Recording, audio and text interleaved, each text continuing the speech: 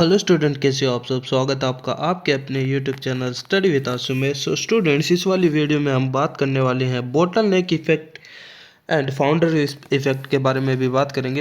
And इसी के relative वो जेनेटिक ड्रिफ्ट भी है, वो इसी टॉपिक में है, वो कवर है, वो हो जाएगा।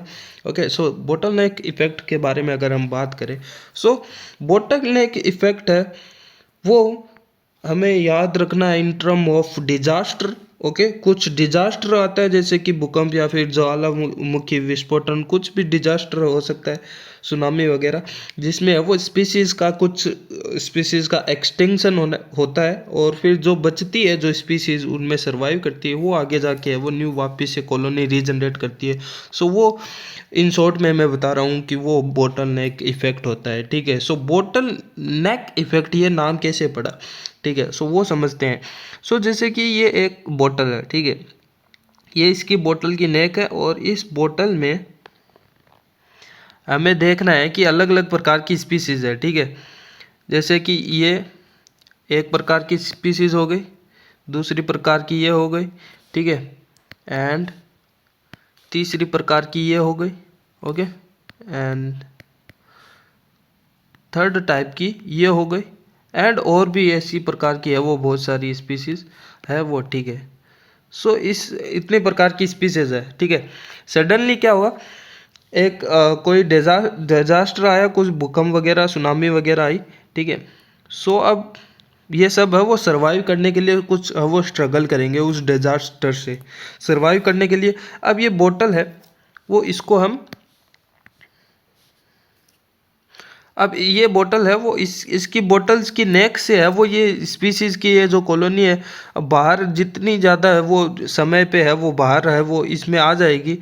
ठीक है, सेफ जोन है, तो ये मान लो सेफ जोन है। ठीक है, इसमें है वो जितनी जल्दी है वो स्पीसीज है वो जितनी ज़्यादा निकल कर आ जाएगी वो सर्वाइव कर जाएगी। ठीक है, सो इसी कंसेप्ट पे है वो ये, जैसे कि ये स्पीसीज आ गई एक, ठीक है, एक मान लो ये स्पीसीज आ गई, ठीक है, एंड एक आ गई इस प्रकार की स्पीसीज, बाकी जो बच रही है। ठीक है, जैसे कि ये येलो वाली स्पीसीज एंड ये ग्रीन टाइप की, सॉरी ये येलो वाली और ये थोड़ी ग्रीन टाइप की है, वो स्पीसीज है वो नहीं आ पाई, वो है वो पूरी तरीके से एक्सटिंक्ट हो गई उस डिजास्टर में। सो बची ये ओनली ये टाइप की, तीन टाइप की स्पीसीज है वो बचती है ओनली। ठीक है, बहुत ही फ्यू टाइप की स्पीसीज है वो डिजास्टर में बचती है। अब क्योंकि इस नेक से है वो जितनी ज़्यादा स्पीसीज बच के है ये वो सर्वाइव करे, इसलिए इसको बोलते हैं बोटल नेक इफेक्ट। ओके, अब इसमें है वो जो सरवाइव कर रही है, जो बोतल की नेक से है, जो बाहर आके जो सरवाइव कर पाई, वो ओनली फ्यू स्पीसीज होगी, वो अब धीरे धीरे वो सरवाइव करेगी और कॉलोनी बढ़ाएगी। अब क्योंकि शुरू अब जो बच्ची है वो बहुत ही थोड़ी स्पीसीज है, तो उनको इनब्रीडिंग करनी पड़ेगी। अब डिजास्टर से पहले तो बहुत स्पीसीज की कंट्रीब्यूशन बहुत सारी थी, तो उनमें है वो रिप्रोडक्शन मेटिंग है वो रैंडम होती थी, लेकिन अब बिकॉज स्पीसीज है वो कम हो रही है, इसका मतलब यहाँ पे वो इनब्रीडिंग उनको करना पड़ेगा। सो इनब्रीडिंग की सिचुएशन उनको देखनी पड़ेगी। ठीक है, सो इनब्रीडिंग होने से क्या होता है आप सभी को पता है, जेनेटिक वेरिएंस है, वेरिएशन है वो ज़्यादा जेनेटिक वेरिएशन में देखने को नहीं मिलता है भाई। रैंडम मेटिंग अगर वो करते हैं कि ये अलग टाइप की स्पीसीज है, ये थोड़ी बहुत अलग है, तो ये दोनों की मेटिंग से जो बनेगा है ना, सो उसमें वो वेरिएशन वो ज़्यादा होगा, जेनेटिक वेरिएशन ज़्यादा होगा। लेकिन अब इनब्रीडिंग करेंगे तो उसमें जेनेटिक वेरिएंस नहीं होगा, जेनेटिक वेरिएंस है वो बहुत कम देखने को मिलेगा after bottleneck effect. And with time population है वो कवर हो जाती है ओरिजिनल पॉपुलेशन की तरह है वो, बहुत ज़्यादा टाइम के बाद में ओरिजिनल पॉपुलेशन की तरह गेन हो जाती है, लेकिन उसमें है वो जेनेटिक वेरिएंस है वो कम देखने को मिलता है। सो ये कुछ इफेक्ट है, इफेक्ट की वजह से ये कुछ रिजल्ट हमें देखने को मिलता है, जेनेटिक वेरिएंस है वो कम हो जाता है इस इफेक्ट के कारण। अगर केस स्टडी कुछ देखें, फॉर एग्जांपल देखें बोटलनेक इफेक्ट का, सो वो न्यूजीलैंड में एक है वो ब्लैक रोबिन बर्ड है, वो एक डिजास्टर के बाद में है वो, उसकी 5 स्पीसीज है वो बची थी, एंड वो बाद में है वो रीगेन है वो उसमें हुई, जेनेटिक वेरिएंस कम देखने को मिला।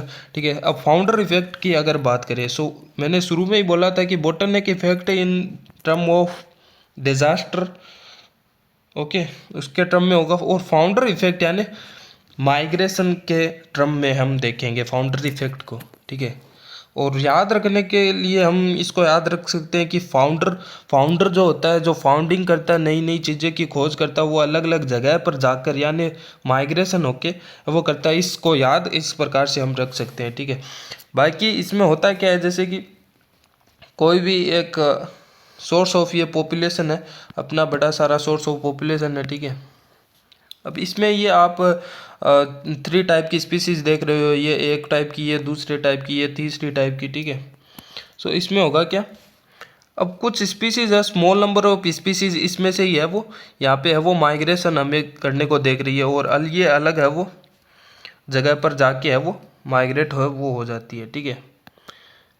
यहाँ पे अब जब दूसरी जगह माइग्रेट हो रही है, वहाँ पे उसको इतनी ज़्यादा है वो सोर्स नहीं मिलेगा, स्मॉल सोर्स ही होगा, वो स्मॉल पॉपुलेशन में वही बात की इनब्रीडिंग उनको है वो करनी पड़ेगी, ठीक है। बिकॉज जैसे कि हम एक बहुत सारी पॉपुलेशन है भाई, इसके पास तो बहुत सारे सोर्स है कि बहुत सारे मेटिंग सोर्स है, रैंडम मेटिंग कर सकता है, लेकिन अब वो माइग्रेट कर गया है किसी दूसरे पॉपुलेशन किसी दूसरे स्थान पर बहुत ही ज़्यादा दूर, तो वहाँ पे उसको सोर्स ज़्यादा नहीं मिल रहा, तो इन ब्रीडिंग वो ज़्यादा होगी, वहाँ पे वेरिएंस है वो देखने को लो मिलेगा आफ्टर सम जनरेशन।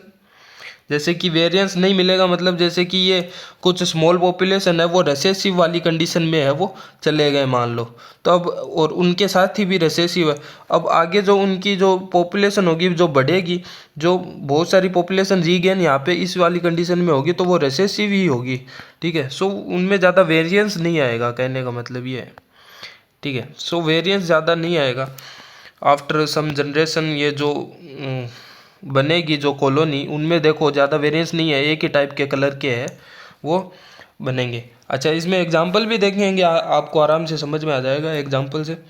और gene pool different of founder population from source population, okay. So founder population कौन सी होगी, जो माइग्रेट करने के बाद में जो नई न्यू पॉपुलेशन बनाएगी वो फाउंडर पॉपुलेशन होगी, क्योंकि फाउंडर जो नई खोज करता है भाई, मान लो इस पॉपुलेशन की खोज की, सो फाउंडर पॉपुलेशन इसको बोलेंगे, ठीक है।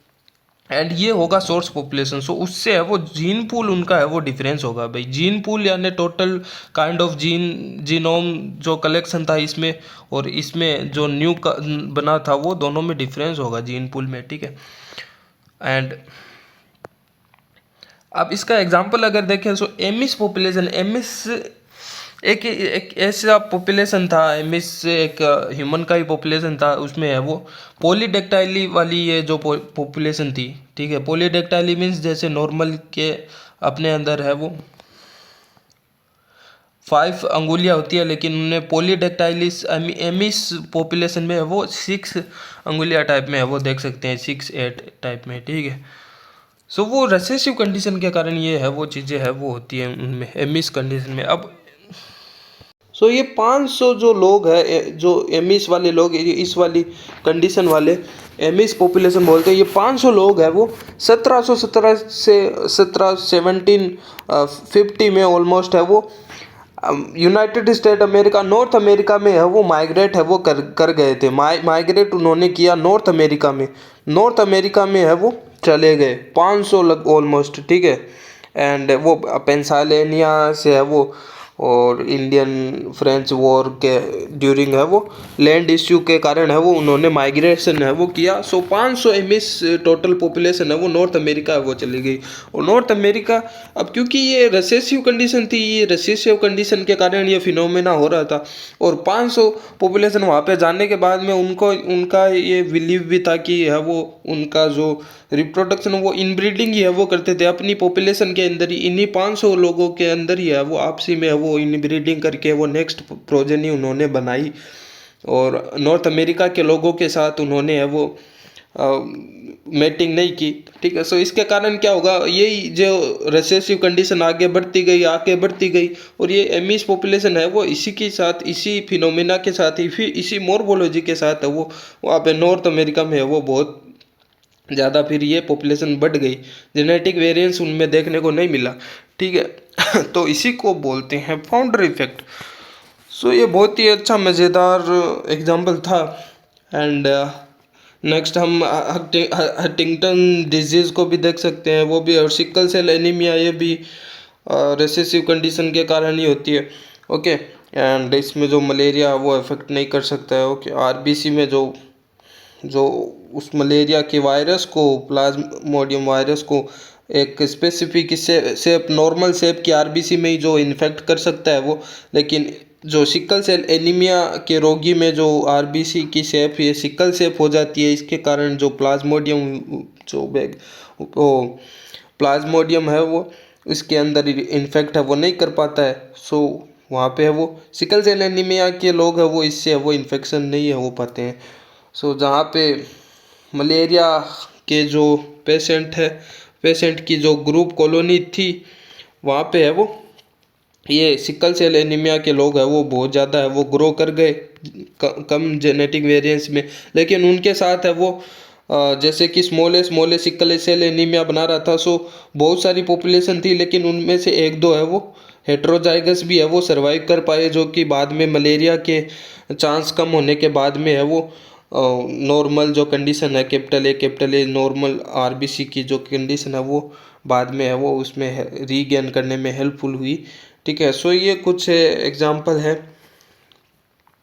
ओके, एंड अब यहाँ पे लिख भी रखा है कि ये जो फाउंडर पॉपुलेशन में ये फिनोमेना है वो देखने को मिलता है। फाउंडर पॉपुलेशन मतलब न्यू जो माइग्रेट करने के बाद में अलग स्पेसिफिक जगह पे है वो, ये फाउंडर पॉपुलेशन में ये फिनोमेना देखने को मिलता है, लेकिन ओरिजिनल पॉपुलेशन में ये नहीं देखने को मिलता है। ओरिजिनल पॉपुलेशन में तो मोस्टली है वो ये डोमिनेंट होमोजाइगस एंड हेट्रोजाइगस है वो उसकी पॉपुलेशन ज़्यादा होती है, एंड लेकिन ओरिजिनल पॉपुलेशन में हेट्रोजाइगसिटी है वो मेंटेन रखता है जो डोमिनेंसी को। वहाँ पे फाउंडर पॉपुलेशन में है वो स्पीसीज है वो सेम स्पीसीज है वो इनब्रीडिंग के कारण है वो होमोजाइगोसिटी है वो वहाँ पे ज़्यादा होती है होमोजाइगोसिटी। अच्छा, रिसेसिव जो होते हैं वो स्मॉल ए दोनों एलील जो रिसेसिव है उसको होमोजाइगोसिटी उसको भी बोलते हैं। बाकी कैपिटल ए जो डोमिनेंट एलील आ जाएगा उसको भी होमोजाइगोसिटी ही बोलेंगे। ठीक है, सो जाइगोसिटी है वो ज़्यादा है वो फाउंडर इफेक्ट में फाउंडर पॉपुलेशन में देखने को मिलेगी। ओके, सो जो इफेक्ट है वो लॉन्ग टर्म तक अगर चलता जाए तो बाद में स्पेसिएशन यानी न्यू स्पीसीज का फॉर्मेशन भी है वो देखने को मिलता है।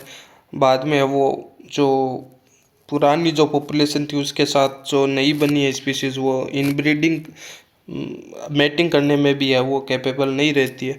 एंड जेनेटिक ड्रिफ्ट नॉर्मल फिनोम जो जेनेटिक ड्रिफ्ट है वो सडन फिनोमेना है वो अचानक एक फिनोमेना म्यूटेशन काइंड ऑफ है वो होता है, एंड रैंडम फिनोमेना है।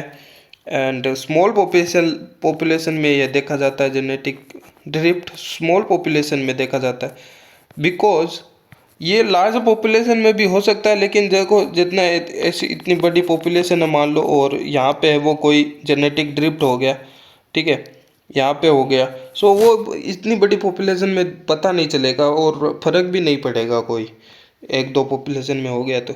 एंड इसी की जगह ये छोटी सी पॉपुलेशन है इसमें दो थोड़ी सी छोटी सी पॉपुलेशन है और इसमें है वो अगर जेनेटिक ड्रिफ्ट हो गया तो वहाँ पे है वो देखने को मिलता है और वहाँ पे उसकी जो नंबरिंग है वो भी आगे है वो बढ़ने की संभावना होती है। तो ये जेनेटिक ड्रिफ्ट है वो रैंडम फिनोमिना है और स्मॉल पॉपुलेशन में ये देखा जाता है। ओके, सो इतना ही था इस वाली वीडियो में। नेक्स्ट वाली वीडियो में हम देखेंगे इफेक्टिव पॉपुलेशन को किस प्रकार से निकाला जाता है और genetic drift and genetic variance and variance lost की जो कैलकुलेशन है वो कैसे की जाती है वो हम नेक्स्ट वाली वीडियो में देखेंगे। ओके, सो चैनल को सब्सक्राइब कर दीजिए नेक्स्ट वाली वीडियो के लिए और चैनल पे जाकर प्लेलिस्ट में आप इवोल्यूशन की प्लेलिस्ट है वो देख सकते हो, चेकआउट कर सकते हो। Okay, bye bye.